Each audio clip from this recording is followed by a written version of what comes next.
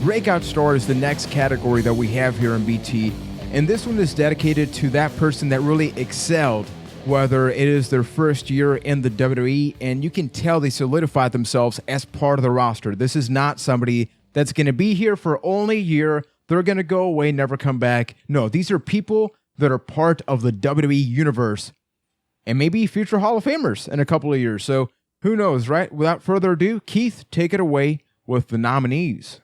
Indeed, this is kind of an extension of our Rookie of the Year category as last year. It evolved.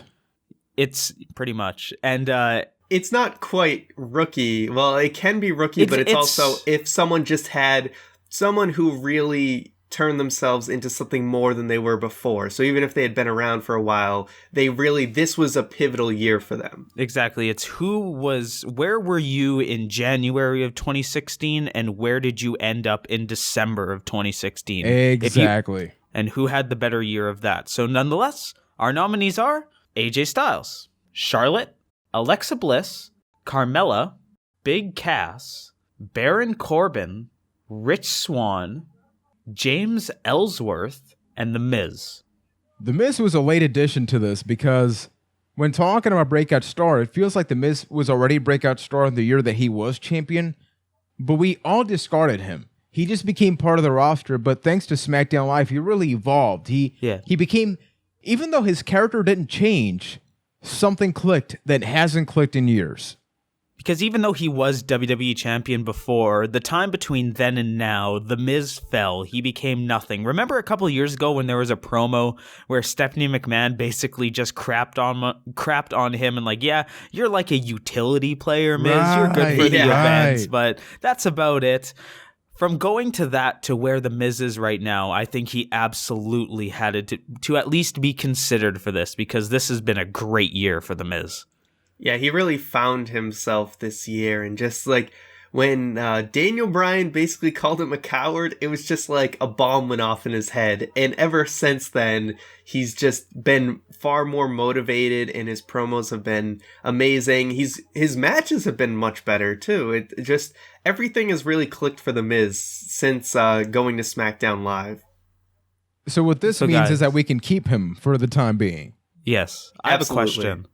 Why is Baron Corbin here? I didn't put his name in here. Ryan, why did you put him? I'm assuming you put him in here. Did I put his name on here? Who put? Somebody wrote his name. Well, he's on here, and I guess if none of us can figure out why, so he's gone. I guess he goes. Yeah, I mean Corbin, he hasn't quite broken out yet. He definitely has the potential to, but it really hasn't happened yet. Yeah, it was definitely his first year, but in no way did he break out. Now, we have Big Cass in here, but we don't have Enzo Amore. I think the expectation is that maybe because Enzo was already good in NXT, so that when he came up to the main roster, there wasn't that big a change. Maybe with Big Cass, during the time that Enzo was injured, he did excel. Now, I would say that he fell back a little bit. Like, whenever he talks on the microphone, it still feels really robotic. It doesn't feel natural. So even though he, for a second, seemed like he should be in here, I would totally cut him out. Mm-hmm. I think of the two, like, my expectation of Big Cass is far greater than my expectation of Enzo Amore. Enzo Amore kind of has that glass ceiling of you think he's only going to get so far, but Big Cass, he's going to be the one that goes places. And this year, I think he did a really good job of that, like establishing himself. He was even in that main event for the Universal Championship. I think Big Cass had a really good year, but as you mentioned, there are still parts of his character that he needs to work on. Like, it does get a little brutal when he talks on the microphone. So yeah, I could see Cass going here. I don't know what you guys are talking about with Big Cass's mic skills. For a second there, I thought you were going to make a case. Big Cass's mic skills are pretty good. Now, and you Big can't Cass, teach that. Like, Enzo Amore and Big Cass have had a pretty damn good year for a debuting tag team. For the crowd response they get, it's pretty amazing for how short of a time they've been around. But I don't think it's been this full breakout year. I think next year is probably going to be a much better year for the both of them. So Cass, he's improved in a lot of ways. mic skills are something he still really has to work on, but when he gets that down, he is going to be a force to be reckoned with. So it's just not quite his year yet. So what you're saying is if we added a category of not the breakout star, but almost could be, and probably next year, you put he Corbin and one. Cass on that list. Absolutely. Okay, written down, but Cass, you've been removed.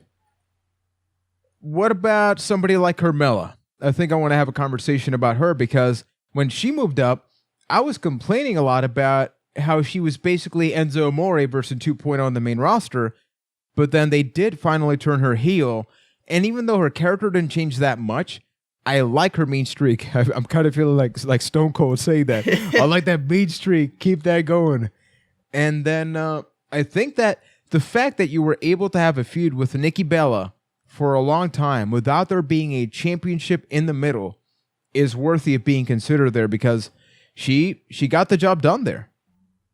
Yeah, Carmela, that's a thing of like, this is where expectation versus reality comes in, because when Carmela first came in and she was just like a bootleg Enzo Amore, we all kind of wrote her off. But Carmela very quickly found her place, and I think became like she became a very strong contender on the SmackDown Live Divas roster, and was able to have that feud with Nikki Bella for so. I keep doing this. The SmackDown's women's roster, and like had that strong feud with Nikki Bella. Like she found her own, and she found it fast, and you have to give Carmela credit for that. Yeah, she's really natural on the microphone. She's definitely her own person, and even her heel character. I like that she has integrity to her heel character with this whole thing with Nikki Bella, who attacked her, saying, it wasn't me who attacked her from behind. I've been honest about anytime I'm fighting Nikki Bella, I'm fighting her right in her face. So I like that her character, even though it's a bad character, like it's a bad guy character, she's real. There's integrity to it. Yeah. That being said, Alexa Bliss is also in our list. Yes. She's up against tougher competition. So does she stay? Alexa Bliss? No, Carmela as opposed to Alexa Bliss. I think that Alexa Bliss is the real conversation top 3. I think Carmela's on this list, but not top 3. She deserves a mention, but Carmela she wasn't the biggest breakout of the year. Exactly. I don't know. With the Alexa Bliss thing, I'm not 100% sold on it. Like, what about Alexa Bliss makes her like more of a breakout star than Carmela, aside from the Divas title thing? Like, Alexa Bliss, woman. I'm gonna stop Whoa, that. that face. Whoa. So, like, besides the fact she won the SmackDown Women's Championship, what makes Alexa Bliss more of a breakout star? Like, think about Alexa Bliss in NXT versus Alexa Bliss on the WWE roster. Not all that much changed. Like, Alexa Bliss was kind of in the same spot. She's just winning more matches. Like, I think the polarizing difference from where Carmela was to where Carmela is now is a much stronger like breakout than where Alexa Bliss is at, and I personally would keep Carmela over Alexa Bliss. That's a tough one there. He actually makes a good point. If we're truly talking about, if we're not talking about like, if the category was like Woman of the Year, you could probably argue yes, Alexa Bliss over Carmela. But, Keith has actually changed my mind here. As far as breakout, it's really most improved in a way. So you kind of have to give it to Carmela over Alexa Bliss just because the polarizing difference between where she was and where she is now. Whereas Alexa Bliss, even though she's been fantastic this year, Carmela has improved more. Yeah, I actually kind of get it because I think everybody in NXT saw the potential in Alexa Bliss, but I think that when people found out Carmela was drafted to the main roster, most people thought, and myself included, why? Why Alexa Bliss was, of course, why wouldn't you? So yeah, if we're talking about breakout star, yeah, Yeah, Keith, you sold me, man. You sold me on that. Awesome. Because we later on we have a female superstar of the year, and I think that conversation flips there. But as far as breakout superstar, Carmela deserves it a little more. So what about Charlotte? Because I mean, Charlotte's been here for a while, right? But I do think that this year was when she hit her stride. Think about Charlotte, or hold on, let me do this like Charlotte would say. Think about Charlotte earlier this year and how she was. It was brutal.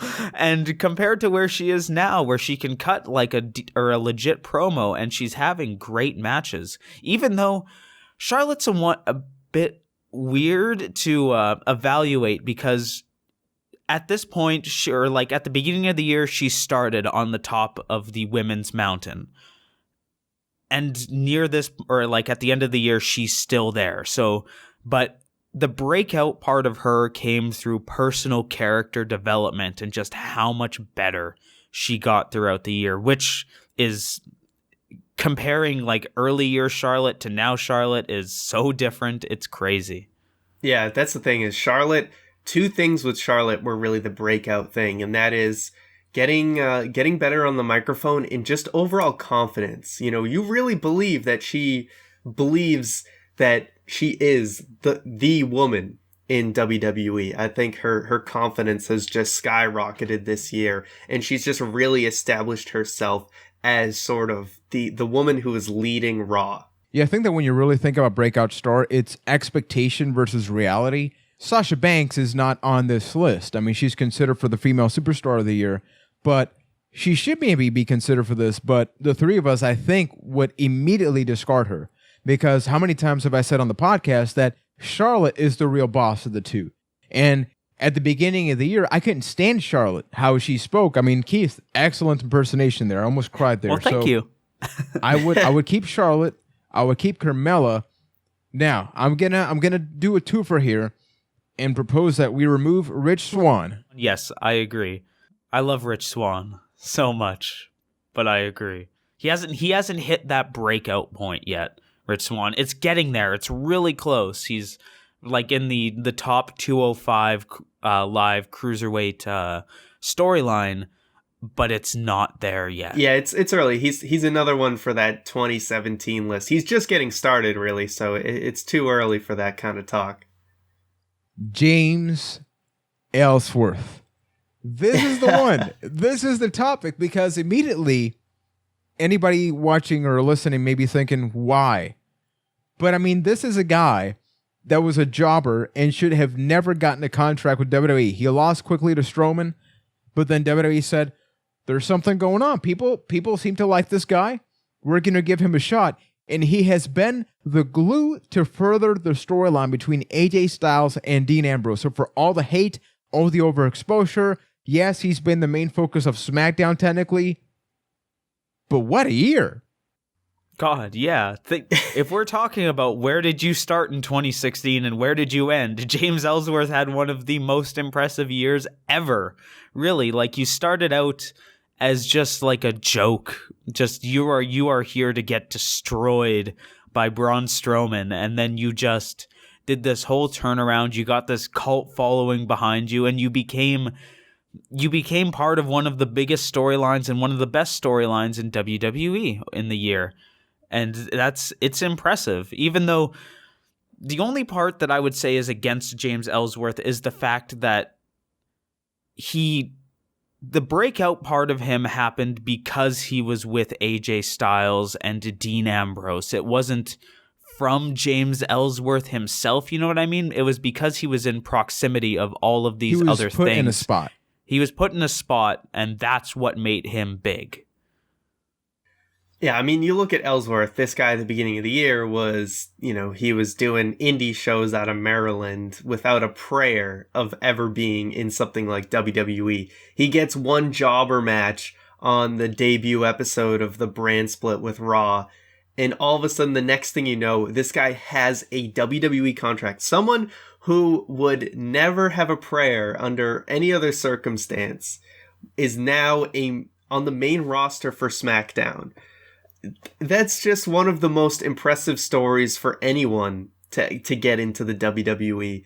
And I feel like he has to be in the top 3 just because of the improbability. And he did everything right to stick around and to make things work. And he's helped keep a WWE Championship storyline interesting. And he's performed well he's been given WWE title matches, and he's done his job right to make it entertaining. And this guy, this guy, you gotta give it up for Ellsworth, man.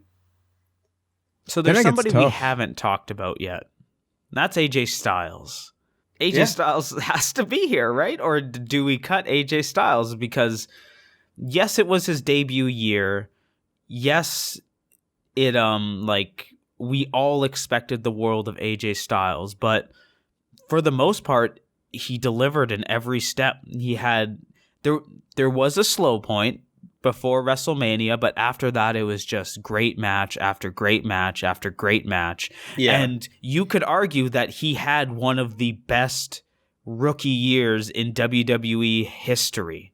The argument against AJ Styles is that we all know he's amazing in the ring, and he's still amazing in the ring. So, it's not like there was a significant improvement because he's already so damn good, right?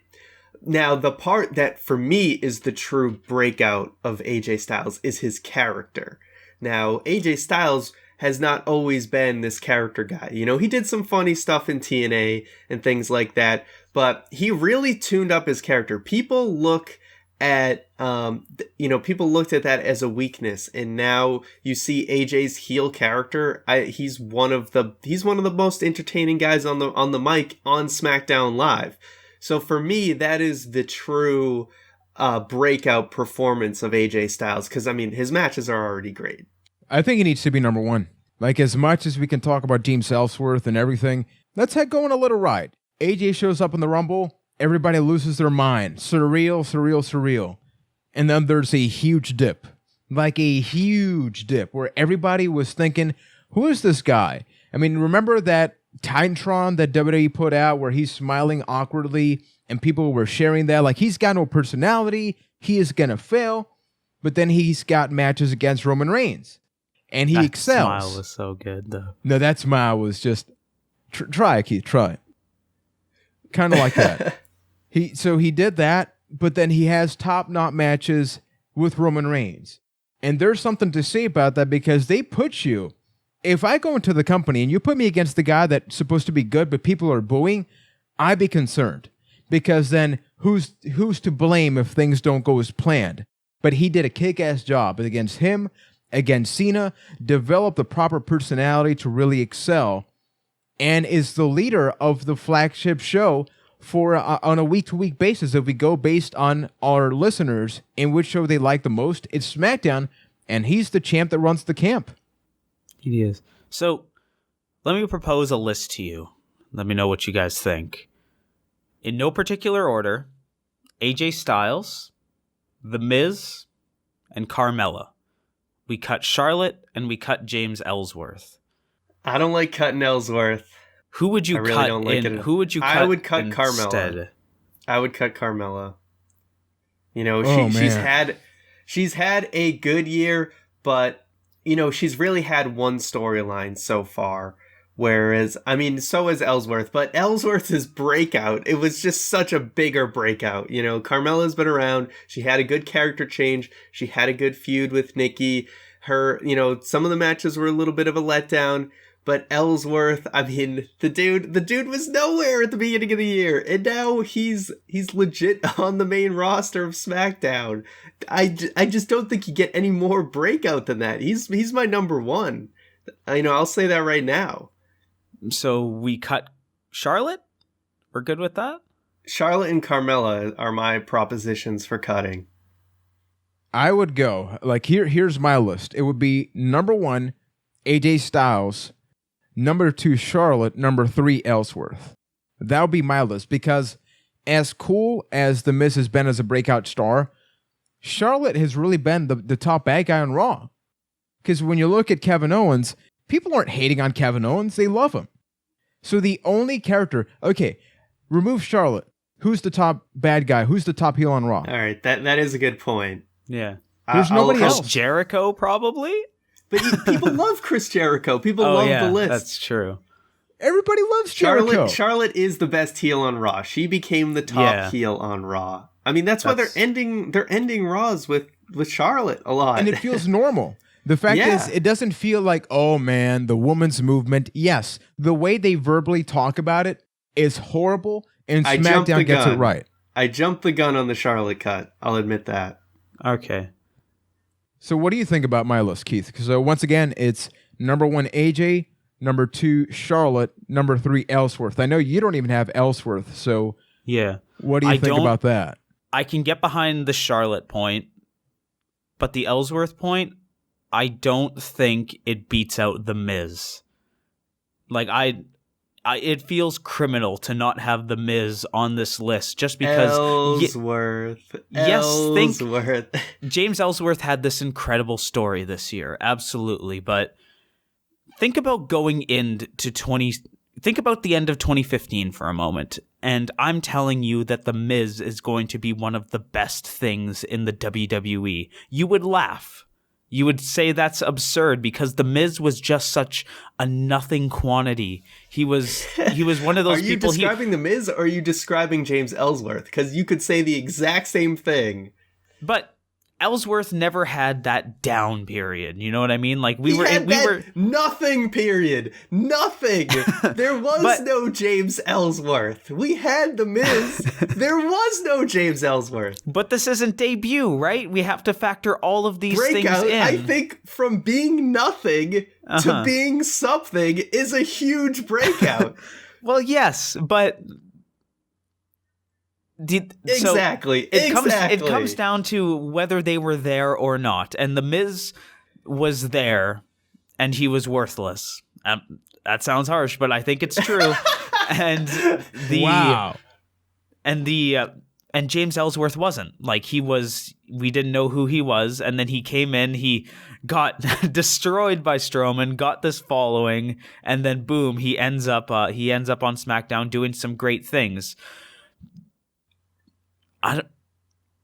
See, my argument with The Miz is that just how great of a year he had, and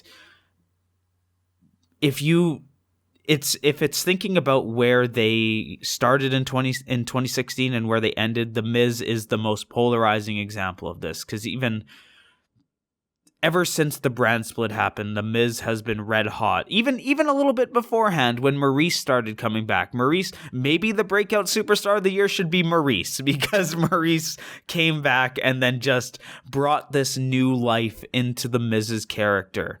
We all thought Miz was a joke ever since he never really got any steam back after the whole Mizdow storyline. And it was nothing. And then all of a sudden, boom, The Miz comes back, has a great 2016. And I wouldn't put it above James Ellsworth, just because even at the end of the day, like, think about James Ellsworth going forward. What happens? Does it matter? We're talking about 2016. So that's my argument. Okay, The Miz has had a great year, no doubt. He's turned the volume up. We've all know Miz he's always been good on the microphone. And he's always been capable of good matches. And he turned the dial up to 11 and he's had a much better year. But I can't put him above James Ellsworth, who, like I said, literally came from nothing and turned into something, and he's selling merchandise. Just nothing to something is just much bigger than a guy who's already been good, who just got better. Happen? There's no argument. I feel my last point that I'll make you defend is: did that happen because of James Ellsworth, or did that happen because of the people around James Ellsworth? That's what's selling me on it. Did AJ Styles and Dean Ambrose make James Ellsworth the breakout star, or did James Ellsworth do it himself? Because in my mind, that merchandise you're talking about gets sold because Dean Ambrose was wearing a shirt and Dean Ambrose pitched it. James Ellsworth didn't have all that much to do with it besides having the facial structure that he has. Yeah, I think that we need to realize, and by the way, Keith, amazing point. Like, if there's any way to really think about Ryan, this, I still love you. no, the way I want to go back then is you mentioned Mizdow. Yes, that wasn't 2015, but that does sort of remind you, the Miz was nothing. I mean, he was the guy to Mizdow, whereas with Ellsworth, he is a compliment to the storyline. But the Miz is currently one of my favorite superstars, whereas Ellsworth, if he left right now, would anything be missing from SmackDown? And then ask yourself about the Miz. Like, do you sort of think about that, Ryan, and see that maybe? And by the way, I'm fine with either pick. We're not talking about who is a pivotal point of SmackDown, who's carrying the show. This is about Breakout, where they were, but I think and that where they goes are. right into And if there's like anyone they're who's had a complementary to each significant other. breakout, it's James Ellsworth. Sure, he's had a lot of help with the people surrounding him.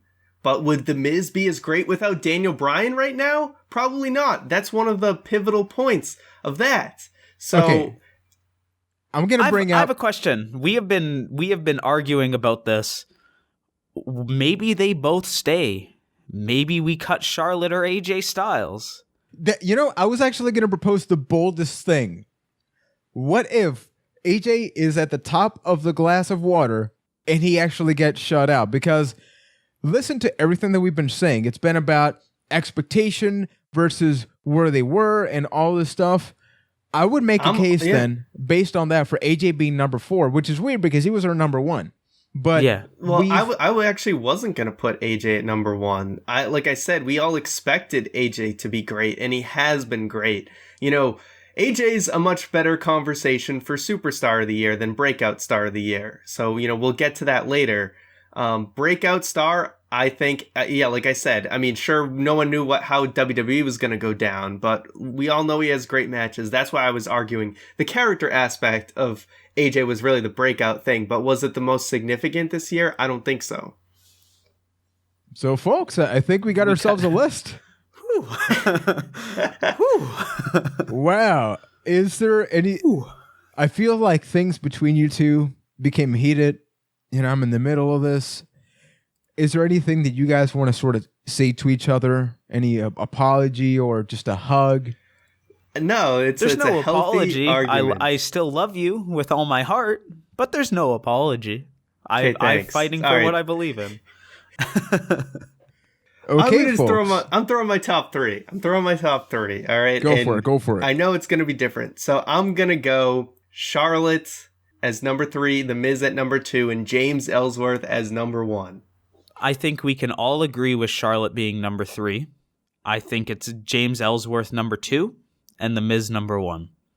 Oh man, this conversation is not over. Not by a long shot. I am going to put, based on this list, I'm going to put Charlotte is my number 1, but I'm willing to go number 2. I'm willing to have her go down to number 2 and then maybe have Ellsworth as number 3 and The Miz as number 1. Who can kind of agree with my list? Let's figure out. I think Keith is maybe more in my boat than Ryan. I'm closer on your side, yes. Because, okay, we got to think about this. We have a brand split happening, right? Like, this is not just talking about WWE.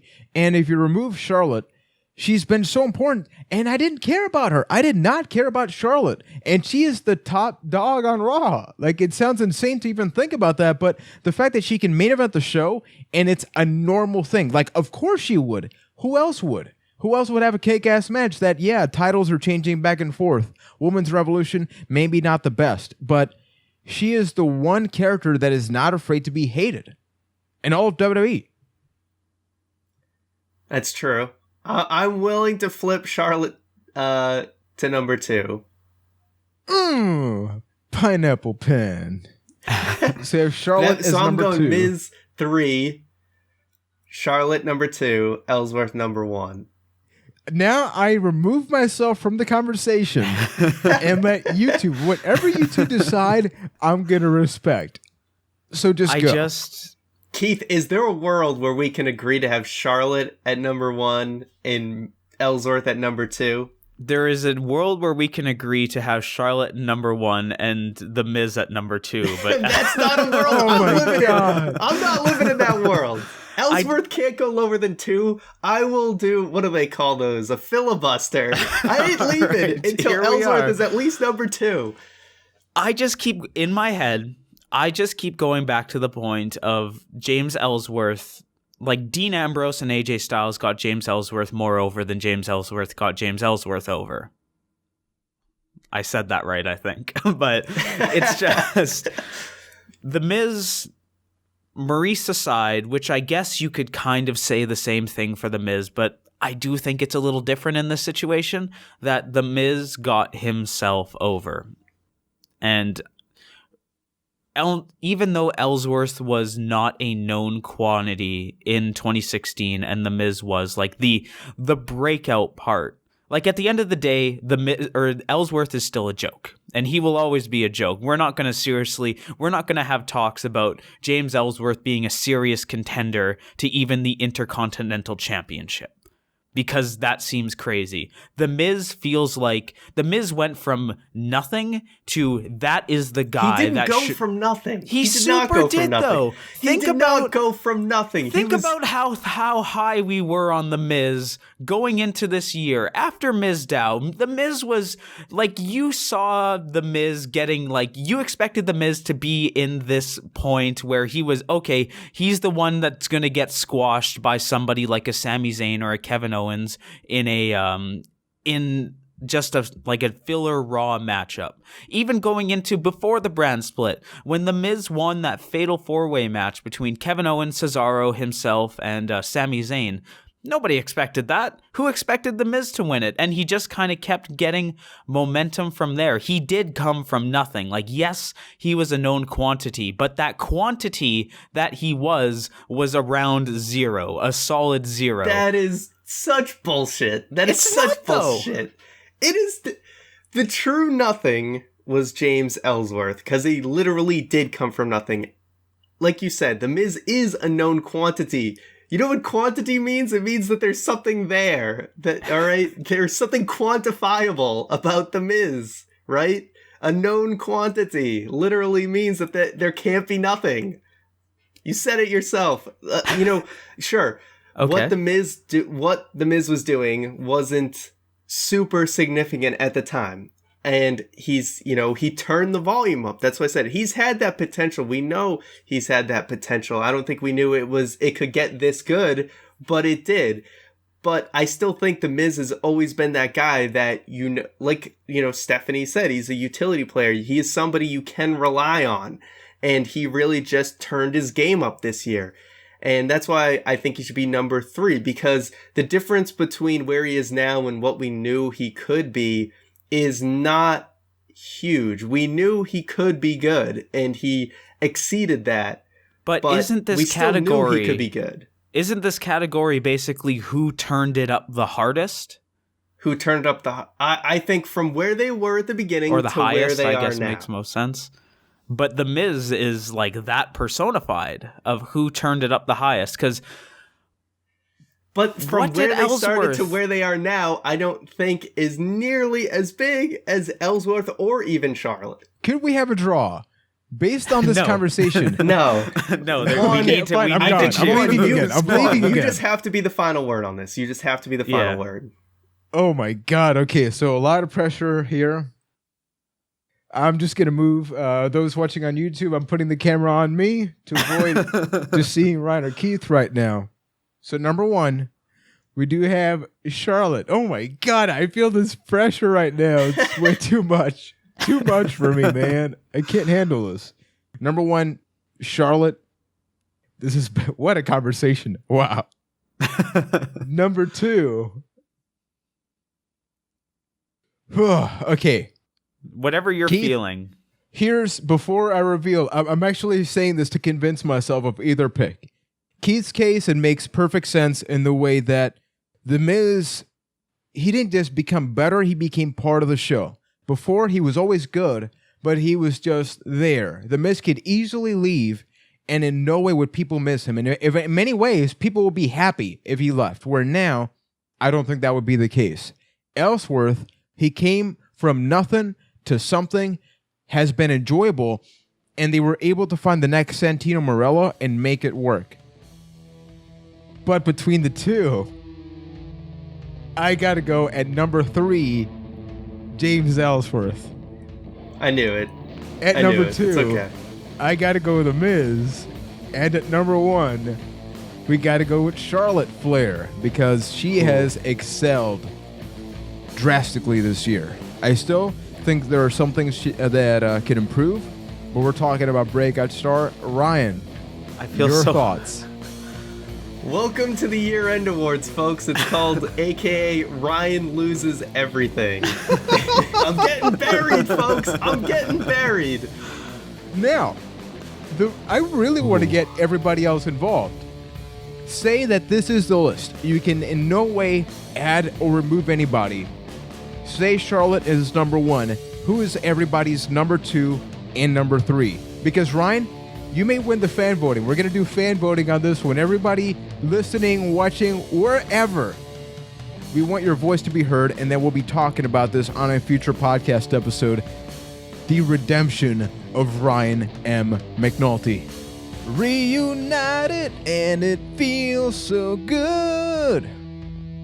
Which is the tag team of the year? That's the next category. If you're still here, just click on and watch.